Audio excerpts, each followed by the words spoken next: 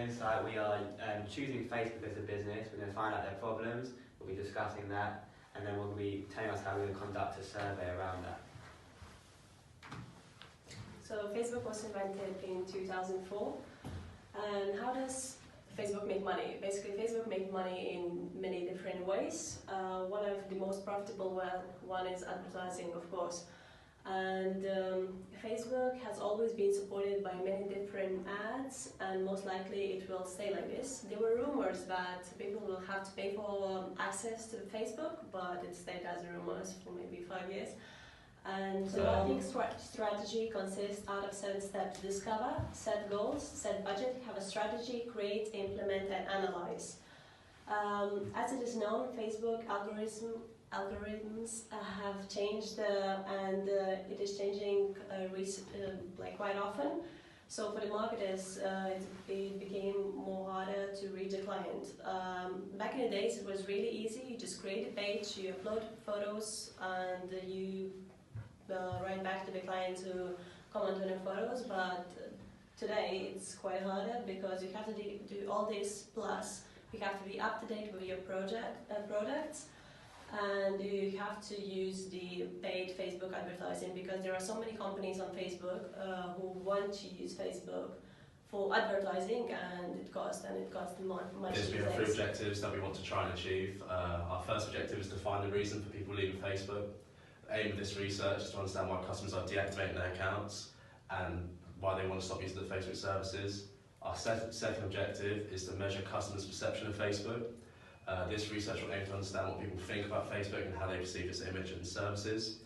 Our third and final objective is to identify areas where Facebook can improve.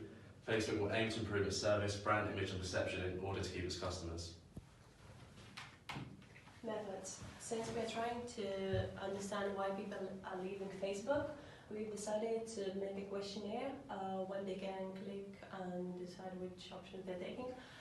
In this research, we'll be using quantitative and qualitative research because we want to understand the problem in more depth. Qualitative data will provide us with numbers and perception, what people are having about Facebook and why people are leaving it, problems, demographics, and other important data. And qualitative data will offer a deeper insight of the problem and what the user's view of Facebook is. So, according to Harrison, a combination of quantitative and qualitative data can help researchers produce specific aspects while suggesting solutions for a problem. In terms of our questionnaire, we're going to have a separate box where customers can leave their own suggestions and opinions on why they're leaving Facebook and what Facebook can do to improve its services. We're also going to look at ethical considerations. A brief background is that most framework for future ethical guidelines concerning human participants came from the Nuremberg trials after World War II. A lot of people were held accountable, and this specific framework is what we're going to be using. In this specific framework, we have plan and research. This is where research for a proposal must be planned to reduce the chance of misleading information. We also have responsibility. This means that we are responsible for the welfare of all participants. We have reporting results of plagiarism.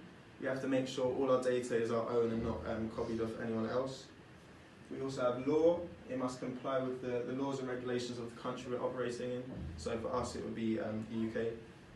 We have deception, which is the participant must be aware at all times of the nature of the study.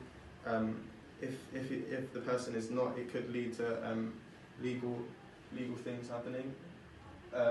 Informed consent. The research study is not anonymous, so this requires a written or visual consent by the participant. If a questionnaire is online, it must provide the terms and conditions as well, so the participant is fully aware of what they're involved in.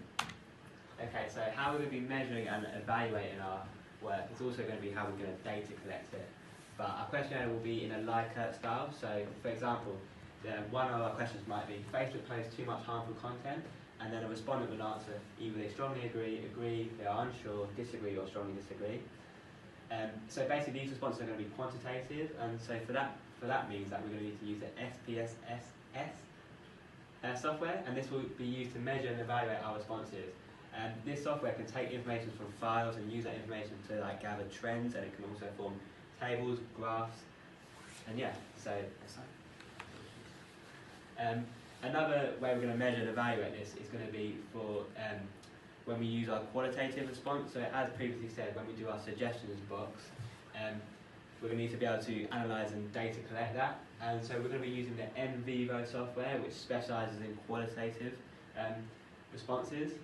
And it will also gather trends from our qualitative responses. The respondents that we're aiming to get our questionnaire responses from, so it's important that our respondents are representative of who actually uses Facebook.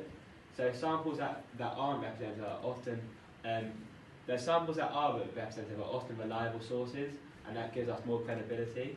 So for example, people that sort of use Facebook are 56% males, 88% of them are 18 to 29, and 12% of people that use Facebook are from the US.